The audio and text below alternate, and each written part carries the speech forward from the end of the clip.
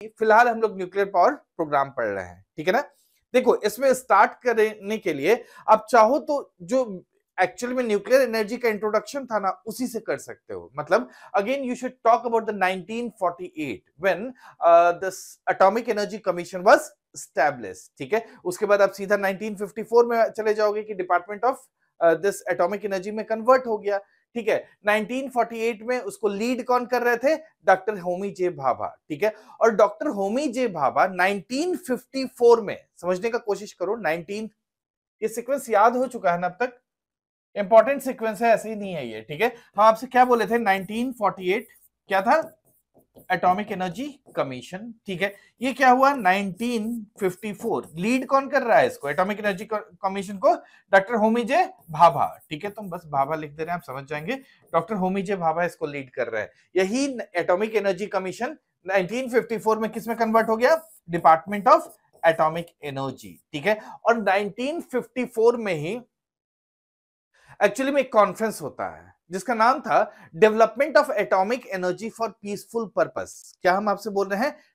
Development of atomic energy for peaceful purpose. ये इसमें 1954 में होता है, लिखने का जरूरत है, लिख सुन लो। Development of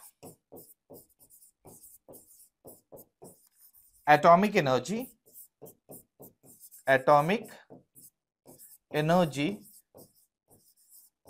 for peaceful purpose. समझ गए? अब क्या होगा कि इस कॉन्फ्रेंस में basically doctor Homi J Bhabha एक फ्रेमवर्क रखेंगे कि भाई कैसे आगे हम लोग एटॉमिक एनर्जी को प्रोसीड करने वाले हैं। तो वहीं पर ये 3 स्टेज का प्लान देते हैं। डॉक्टर होमी जे भाभा 1954 में 3 स्टेज का प्लान देते हैं। जो ये 3 स्टेज का प्लान है, इसको गवर्नमेंट फाइनली 1958 में, समझने का कोशिश करो, 1958 में अडॉप्ट कर लेता है, ठीक है। यानी 4 साल के बाद गवर्नमेंट इसको अडॉप्ट कर लेता है। अब हमारे पास जो उस समय से चल रहा है, यानी स्टेज 1, स्टेज 2 और स्टेज 3, यही चलेगा आगे, ठीक है। तो इसमें बेसिकली यहां से आपका 1954 से 1958 में वो अप्रूव हो रहा है,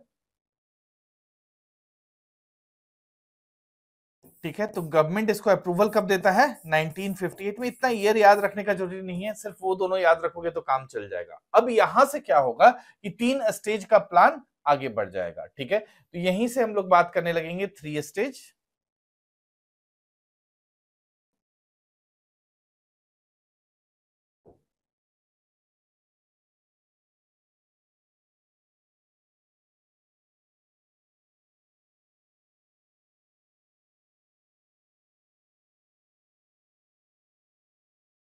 देखो, यहीं से हम लोग क्या बात करेंगे कि 3 स्टेज न्यूक्लियर पावर प्रोग्राम, ठीक है।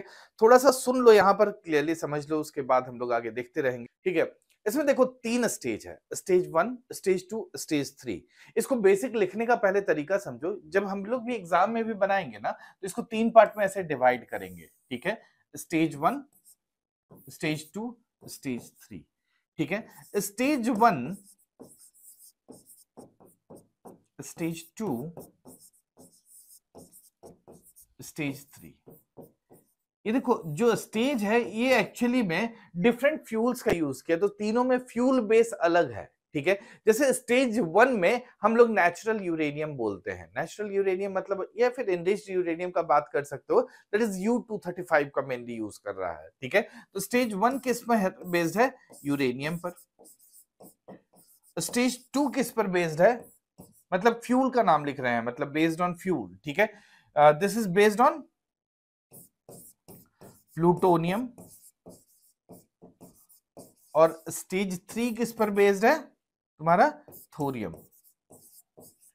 लेकिन ये तो हम फ्यूल के बेसिस पर बोल रहे हैं ना, कि देखो इस तरह का फ्यूल है, लेकिन इसमें जो रिएक्टर होगा उसके नाम पर ही हम लोग मेनली नाम ये करते हैं, मतलब डिसाइड करते हैं कि इसका नाम क्या होना चाहिए। तो तीनों का नाम अलग अलग है, ठीक है। जैसे स्टेज 1 वाला जो यूरेनियम बेस्ड है, इसको हम लोग बोलते हैं PHWR, that is pressurised heavy water reactor, ठीक है। डिटेल लिखा हुआ है, पूरा नाम हम नहीं लिख रहे हैं, PHWR हम लिख के आपको बस बता रहे हैं यहाँ पर कि this is pressurised heavy water reactor.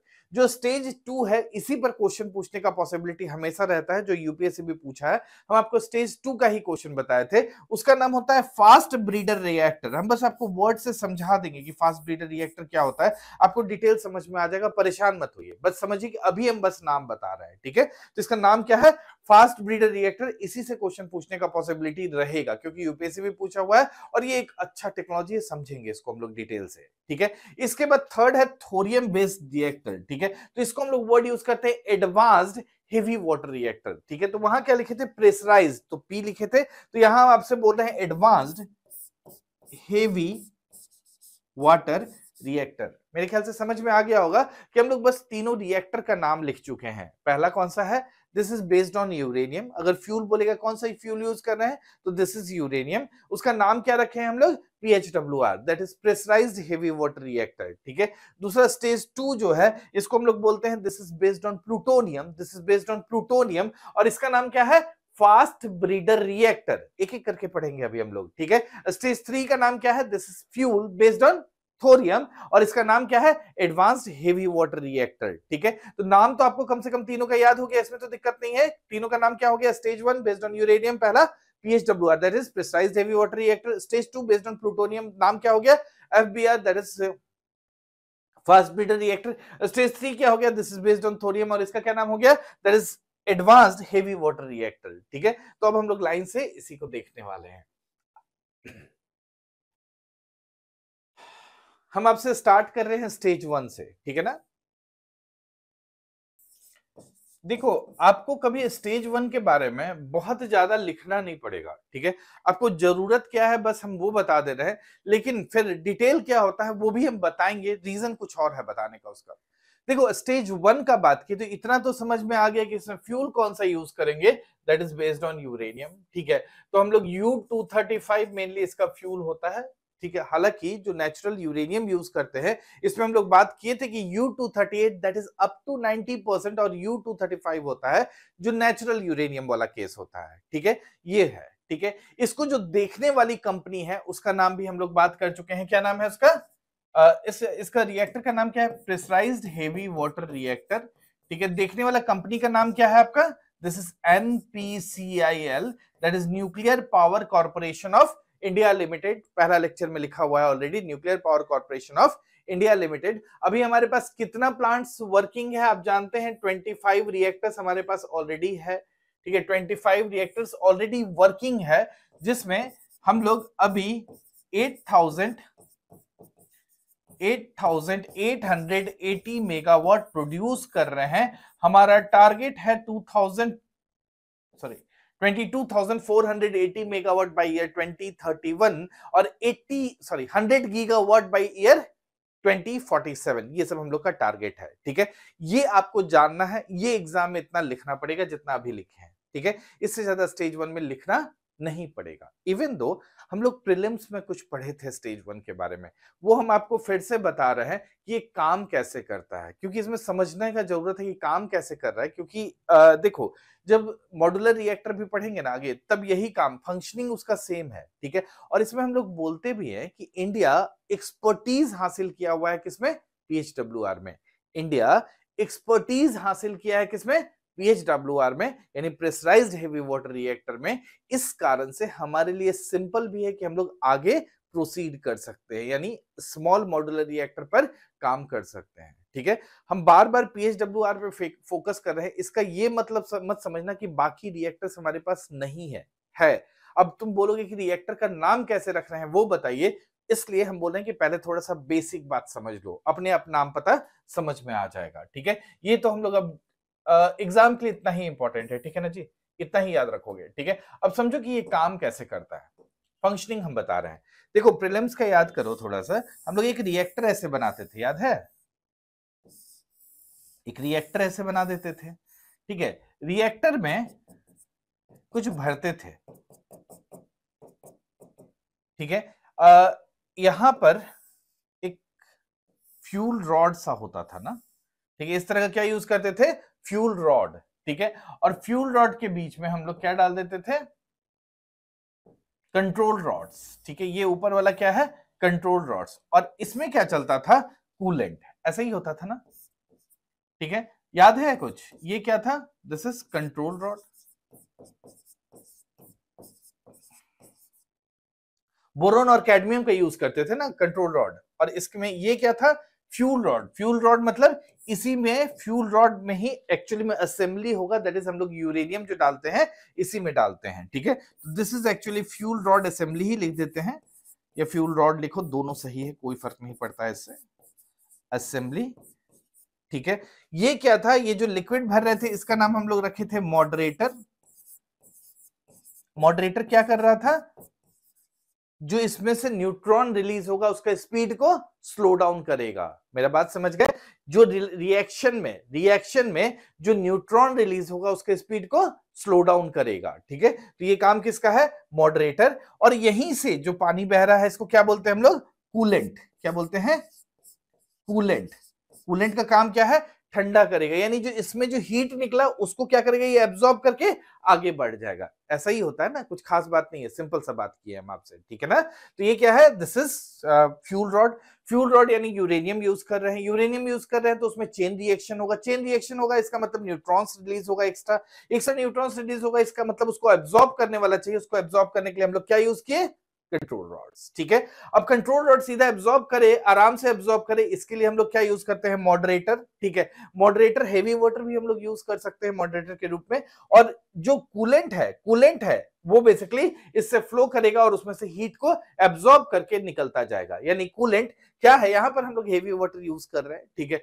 Pressurised heavy water reactor coolant के नाम पे है। अब बात समझ में आया, यही बात हम बताना चाह रहे थे आपको कि ये जो नाम है प्रेशराइज्ड हेवी वाटर रिएक्टर, किसके नाम पर है, कूलेंट के नाम पर है। यानी इसमें किस तरह का पानी डाले हैं, प्रेशराइज्ड है, हेवी वाटर है, समझ गए।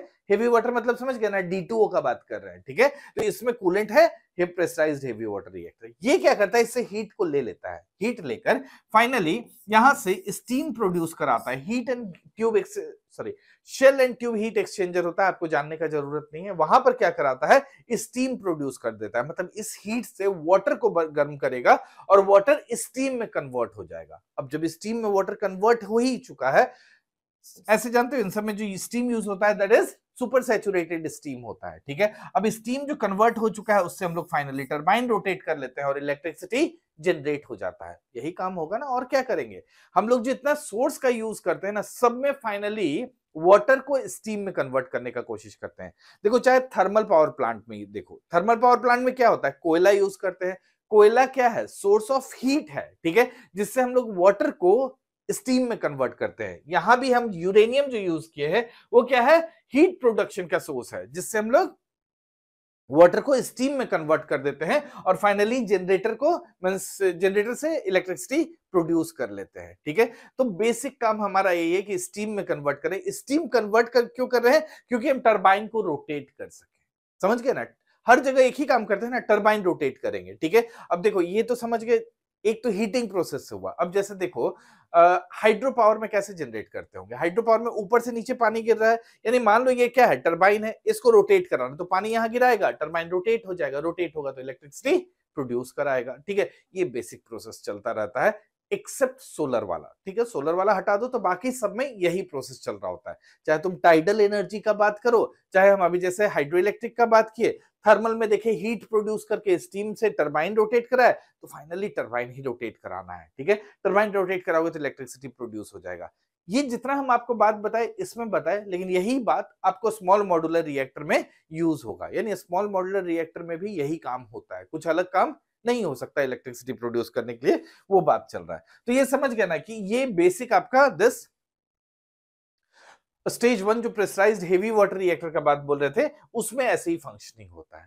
ये क्लियर है, फंक्शन थोड़ा समझ गए होंगे। कूलेंट क्या करता है, हीट एब्सॉर्ब करता है। मॉडरेटर क्या करता है, slows down the speed of neutron, हम बोल सकते हैं ना, ठीक है। इतना अंडरस्टैंडिंग हो गया। अब चलो नेक्स्ट में चलते हैं। नेक्स्ट कौन सा है हमारा, स्टेज 2, जिसको क्या बोलते हो, फास्ट ब्रीडर रिएक्टर।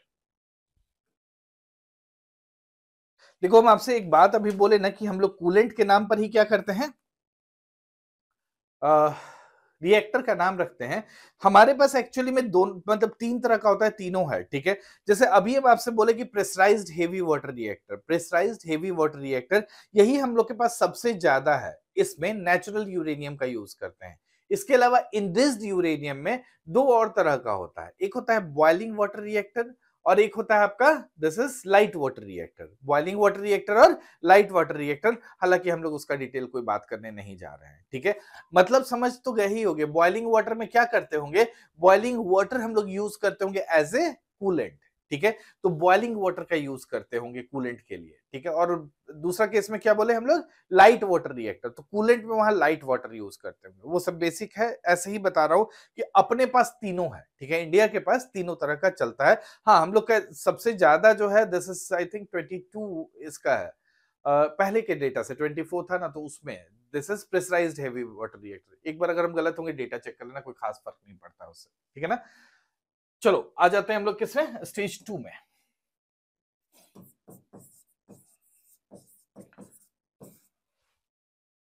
चलो बढ़िया, कोई दिक्कत नहीं है ना।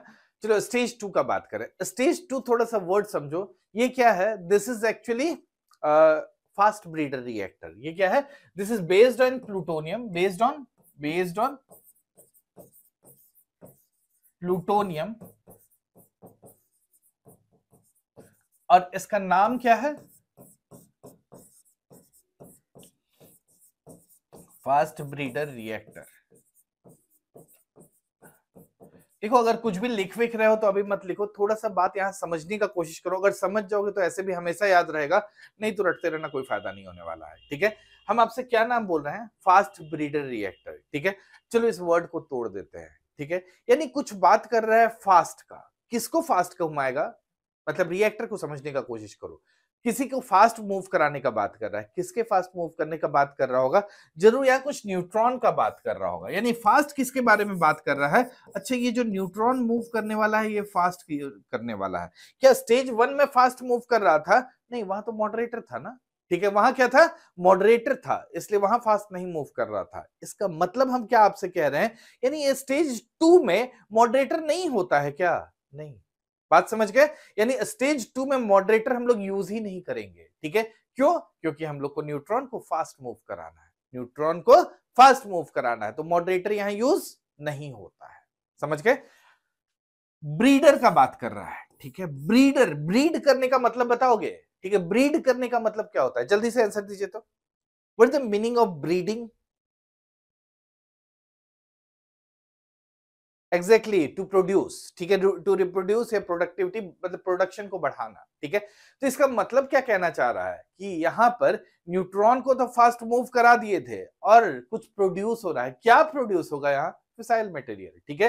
क्या प्रोड्यूस होगा, यानी it is talking about the production, ठीक है, to produce the fissile material, fissile material. Fissile material वही होता है जिसको फिसन हो सकता है, उसको हम लोग फिसाइल मटेरियल बोल सकते हैं। जो फिसन रिएक्शन करता है उसको हम लोग फिसाइल मटेरियल कहते हैं, समझ गए। तो बेसिकली जो प्रोड्यूस क्या कर रहा है, मतलब फिसाइल मटेरियल प्रोड्यूस कर रहा है, इसका मतलब क्या, आपको फिसाइल मटेरियल और पैदा हो रहा है क्या, हाँ, इसमें यही होता है। इसका मतलब क्या है कि फास्ट ब्रीडर रिएक्टर का मीनिंग क्या हो गया, इट प्रोड्यूसेस या फिर इट ब्रीड्स, दोनों सही है, इट प्रोड्यूसेस और breeds more fissile material than it consumes. बहुत अच्छा कंसेप्ट है और इसी प्रकार इस पर कौन सा क्वेश्चन पूछता है, ठीक है। हम क्या बोल रहे हैं, इट प्रोड्यूसेस के मतलब क्या हुआ, it breeds more fissile material, more fissile material than it burns, ठीक है। More fissile material than it burns या फिर कंज्यूम, जो भी बोलो दोनों सही है, देन इट कंज्यूम्स। समझ में आया बात, ये बात समझ में आया। अब बोलोगे भाई ऐसा कैसे हो सकता है, यानी हम 1 केजी कोयला जला रहे हैं और बदले में ज्यादा कोयला मिल रहा है। कोयला का एग्जांपल ले रहे हैं, या मिक्स मत करो, बस हम एग्जांपल, कोयला फ्यूल जैसे जनरल जानते हो ना, तो हम कहना चाह रहे हैं कि भाई तुम जितना डाल रहे हो उससे ज्यादा फ्यूल प्रोड्यूस हो रहा है। एक्चुअली ये 30% मोर फ्यूल प्रोड्यूस करके देता है। इसका मतलब अगर 1 केजी तुम प्रोड्यूस, मतलब उसमें बर्निंग के लिए यूज कर रहे हो, तो इट विल प्रोड्यूस 1.3 केजी, ठीक है। तो 30% मोर फ्यूल ये ब्रीड करके देता है। अब यहीं पर कंफ्यूजन होता है कि कैसे ब्रीड करेगा, मतलब अपने से ज्यादा कैसे दे सकता है, जलने के बाद तो खत्म होना चाहिए। इसके लिए आप पुराना कंसेप्ट याद कीजिए, नेचुरल यूरेनियम का। जब नेचुरल यूरेनियम का हम बात किए थे आपसे, नेचुरल यूरेनियम का नेचुरल यूरेनियम का जब बात किए थे तो क्या बात किए थे आपसे, नेचुरल यूरेनियम, ठीक है। तो उसमें आपसे क्या बात कर रहे थे हम कि बेसिकली इसमें दो कंपोनेंट होता है, एक होता है U235 और दूसरा होता है U238। ये लेस देन 1% होता है और 99% यही होता है U238। यानी U238 किस में कन्वर्ट हो जाता होगा, प्लूटोनियम में। प्लूटोनियम का जानते हो ना, दैट इज 239 होता है, ठीक है। प्लूटोनियम का एटॉमिक क्या मास क्या होगा, प्लूटोनियम का एटॉमिक मास क्या होता है, दिस इज 239, ठीक है। तो इसमें क्या होता है actually, this neutron is converted into proton, ठीक है। तो बेसिकली इसमें यही होता है कि आपका यूरेनियम कन्वर्ट हो जाता है किसमें, प्लूटोनियम में। जब इसमें फास्ट मूविंग न्यूट्रॉन, समझने का कोशिश करो, फास्ट मूविंग न्यूट्रॉन U238 से टकराता है तो वो किसमें कन्वर्ट हो जाता है, प्लूटोनियम 239 में। क्लियर है। इस कारण से ज्यादा फ्यूल प्रोड्यूस हो जाता है, ठीक है। इसीलिए हम लोग बोलते हैं ब्रीडर रिएक्टर है। ब्रीड करना मतलब प्रोड्यूस कर रहा है। अब समझ में आ गया ना कि कैसे प्रोड्यूस करता है। नहीं तो कोई अपने से ज्यादा फ्यूल कैसे प्रोड्यूस कर लेगा। इसका मतलब ये कंटिन्यूअसली अपना यहाँ 90% बैठा, 99% बैठा हुआ है ना, तो 99% में से हमेशा इसके कंपेरिजन में कितना होगा, 30% हमेशा ज्यादा प्रोड्यूस करते जाएगा। तो प्लूटोनियम हमेशा प्रोड्यूस होता जाता है, ठीक है। जिससे आप समझो, अभी हम लोग एडवांटेज में बात कर लेंगे, फिर यहां सब मिक्स हो जाएगा। ये बात समझ गया होगे। तो आपको इतना समझ में आ गया कि इसमें मॉडरेटर यूज नहीं करते होंगे, तभी न्यूट्रॉन फास्ट घूमता होगा और न्यूट्रॉन टकराता होगा U238 से और U238 को कन्वर्ट कर देता होगा प्लूटोनियम 239 में। जब टकराएगा तो हम आपको सही बोले कि that is neutron is converted into proton, क्योंकि न्यूट्रॉन जब प्रोटॉन में कन्वर्ट होगा तभी तो एटॉमिक नंबर चेंज होगा, और जब एटॉमिक नंबर चेंज होगा तभी तो एलिमेंट चेंज होगा। इसलिए वो उसको कन्वर्ट कर देता है, उस फास्ट मूविंग न्यूट्रॉन के कारण वो कन्वर्ट हो जाता है। क्लियर है। तो इस रिएक्टर को क्या बोलते हैं, फास्ट ब्रीडर रिएक्टर, ठीक है। लेकिन इसमें कूलेंट हम लोग हेवी वाटर नहीं लेते हैं। इसमें जो कूलेंट यूज करते हैं एक्चुअली में हम लोग लिक्विड सोडियम यूज करते हैं, ठीक है। इसमें जो कूलेंट हम लोग यूज करते हैं, कूलेंट जो यूज करते हैं, देखो लिक्विड सोडियम यूज करते हैं। देखो क्यों करते हैं, क्या करते हैं, पूछोगे तो हम जरूर बता सकते हैं, ठीक है। लेकिन बहुत काम का नहीं है। ऐसे ही समझ लो ना कि वहां फास्ट मूविंग न्यूट्रॉन है, शॉर्ट में समझने के लिए बस बता रहे हैं, एग्जाम से कोई रिलेवेंट नहीं है इसका, ठीक है। जब फास्ट मूविंग न्यूट्रॉन है, ज्यादा तेजी से हीट प्रोड्यूस कर रहा होगा, तो उसके इसमें खींचने वाला भी तो तेज चाहिए, तो उसमें हम लोग लिक्विड सोडियम का यूज कर लेते हैं, ठीक है। ये जितना सेकेंड स्टेज का काम देख रहा है, ये IGCAR देख रहा है। जैसे पहला स्टेज में हम क्या बोले थे, बार्क बार्क कर रहे थे, काफी ज्यादा काम करता है। इसमें IGCAR, that is Indira Gandhi centre for atomic research, पहला लेक्चर में पढ़े थे ना, किसका नाम हम आपसे बोल रहे हैं, R&D इंस्टीट्यूट, इसका क्या हो गया, IGCAR, Indira Gandhi centre for atomic research. एक और नाम हम आपको बताए थे भाविनी का, याद आ रहा है, भारतीय नाविकीय विद्युत निगम लिमिटेड, यही है भाविनी, ठीक है। क्या नाम है, भारतीय नाविकीय विद्युत निगम लिमिटेड। यही इसका फंक्शनिंग को देखता है। जैसे स्टेज 1 का कौन देखता था, NPCIL, that is nuclear power corporation of India limited. Stage 2 का कौन देखता है, भारतीय नाविकीय विद्युत निगम लिमिटेड। समझ में आया। तो इसमें बेसिक कंसेप्ट यही है जो हम ऊपर लिख दिए हैं कि this produces more fissile material than it burns, ठीक है ना। देखो हमारे पास ऐसा प्लांट है, समझने का कोशिश करो, इसको बोलते हैं हम लोग PFBR। कहां पर है जी, नाम बताओ तो जल्दी। एग्जाम्पल के लिए हम बता रहे हैं आपसे कि हमारे पास PFBR है, ठीक है। अब P क्यों लगा दिए, P मतलब होता है प्रोटोटाइप। प्रोटोटाइप मतलब एक्सपेरिमेंटल बेसिस पे कुछ कर रहे होंगे, ठीक है। तो बहुत बड़ा प्लांट नहीं होगा, यानी बड़ा प्लांट तो है ही जी, 500 मेगावाट का है, लेकिन न्यूक्लियर टेक्नोलॉजी के हिसाब से बहुत बड़ा नहीं है, ठीक है। तो इसका मतलब क्या है कि दिस इज 500 मेगावाट कैपेसिटी का ऑलरेडी हमारे पास प्लांट है। कहां पर है ये आप बताने वाले हैं, ठीक है। PFBR कहां पर है, जगह का नाम बताओ, ये लिखना पड़ेगा आपको एग्जाम में। कलपक्कम में है जी, ठीक है। ऐसे भी सबसे बड़ा प्लांट कहाँ है, कलपक्कम में है ना, तो कलपक्कम का नाम बात किए थे ना, तो कलपक्कम में ही ये भी है। ये बेर कहाँ है जी, कलपक्कम कहाँ है, कलपक्कम तमिलनाडु, ठीक है। तो कलपक्कम में ये है। क्लियर है।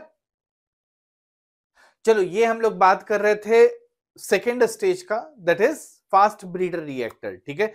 कंसेप्ट तो समझ गए, इसमें कुछ नहीं है।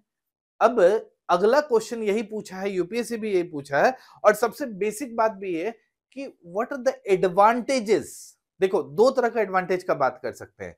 What are the advantages over the first this stage 1, ठीक है। What is the advantages of stage 2 over the stage 1, ये एक बेसिक क्वेश्चन हुआ। या दूसरा क्वेश्चन हम पूछ सकते हैं कि what are the advantages of stage 2, ठीक है। तो दोनों में क्वेश्चन में थोड़ा सा फर्क है।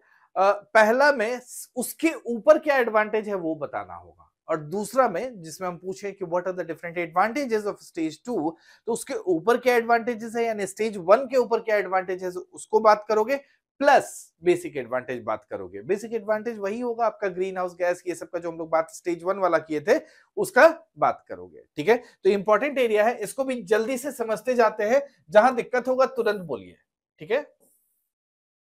हम लोग बात कर रहे हैं फास्ट ब्रीडर रिएक्टर के एडवांटेजेस का। सबसे पहला तो एडवांटेज यही हो गया ना कि इसमें ब्रीडिंग टेक्नोलॉजी यूज करते हैं, मतलब इसमें फ्यूल ब्रीडिंग कर रहे हैं, तो हम लोग बोलते हैं ब्रीडिंग टेक्नोलॉजी या फिर फ्यूल ब्रीडिंग।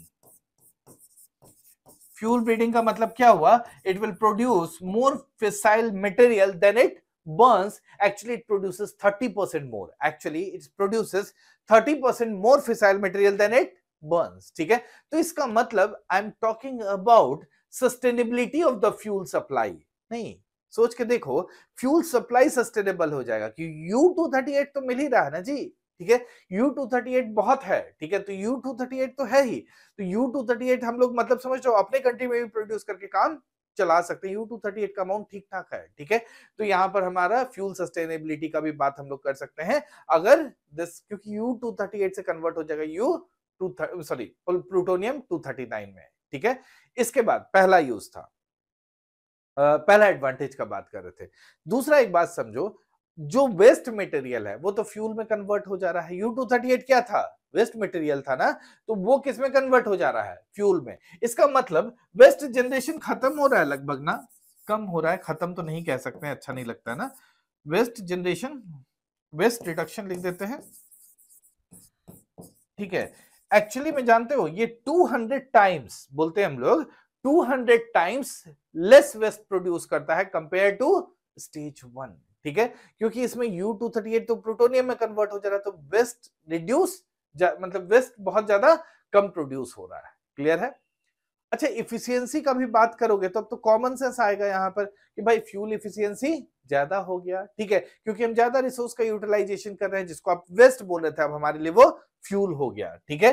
तो फ्यूल इफिशियंसी का बात कर सकते हैं, इफिशियंसी जो भी बात करोगे वहां पर सही है, ठीक है।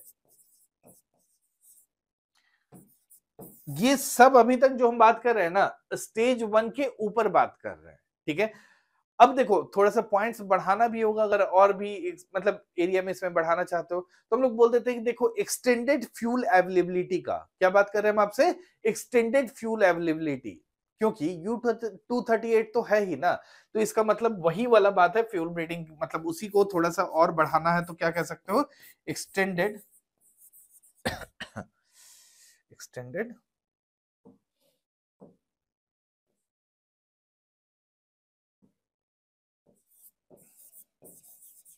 फ्यूल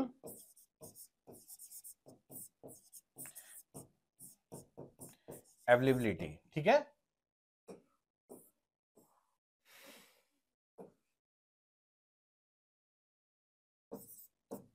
और बताओ क्या हो सकता है, ठीक है। इसमें तो हम लोग अभी तक जो बात किए हैं किसका, इसके ऊपर। अब जनरल बात करो, ठीक है, resource sustainability, green house gas, इस तरह का भी बात कर सकते हैं, ठीक है। तो सबसे पहले क्या होगा, reduction of reduced green house gas, क्योंकि अब देखो इतना दूर था, ओवर स्टेज 1 के ऊपर क्या फायदा है। अब हम जनरल बात कर रहे हैं, ठीक है। जनरल बात क्या होगा, reduce green house gas emission. Sustainable resource हो गया तो रिसोर्स सस्टेनेबिलिटी का बात कर सकते हैं हम लोग, कंपेयर टू दैट रिसोर्स